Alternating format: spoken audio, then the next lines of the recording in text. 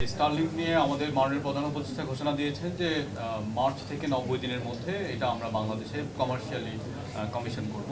তো Starlink has given the authority to work on its own.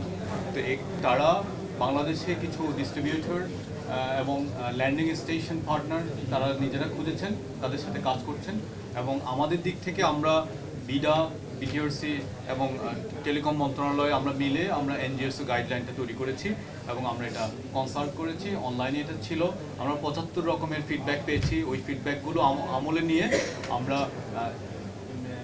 আমরা গাইডলাইনটা তৈরি করেছি এবং মাননীয় প্রধান উপদেষ্টা সেটা অনুমোদন করেছে।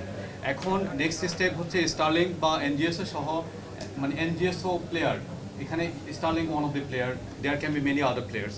সো স্টারলিংক সহ অন্য যারা এনজিএস নন জিও স্টেশনের অরবিট স্যাটেলাইট যারা সেবাগুলো দিচ্ছেন, সেই সেবাদাতারা তারা এখন বিটিআরসিতে আবেদন করবেন এবং সেই আবেদনের সাপেক্ষে তাদেরকে অনুমোদন দেওয়া হবে এবং তারা বাংলাদেশি সরকারি এবং বেসরকারি যে বিনিয়োগ পার্টনার আছেন পার্টনারদের সাথে কাজ করবেন।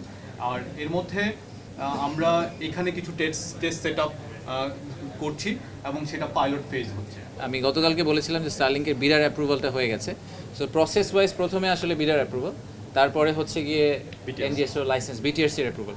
ওনারা আজকে বিটিআরসির জন্য অ্যাপ্লাই করেছেন। সো এখন বিটিআরসির অ্যাপ্রুভাল হয়ে গেলে সরকারের পার্টটা কিন্তু শেষ। আমরা যেটা ওনাদেরকে 90 দিনের জন্য প্রমিস করেছিলাম ওনাদেরকে আমরা ব্যবসা করতে দিব, বিটিআরসি লাইসেন্স দেওয়ার পর থিওরিটিক্যালি ওনারা তার পরের দিন থেকেই বাংলাদেশে কমার্শিয়ালি অপারেট করতে পারেন। বাট আমি শিওর যে ওনাদের নিজেদের সেট আপ করতে হতে একটু সময় লাগতে পারে, but that's completely down to them.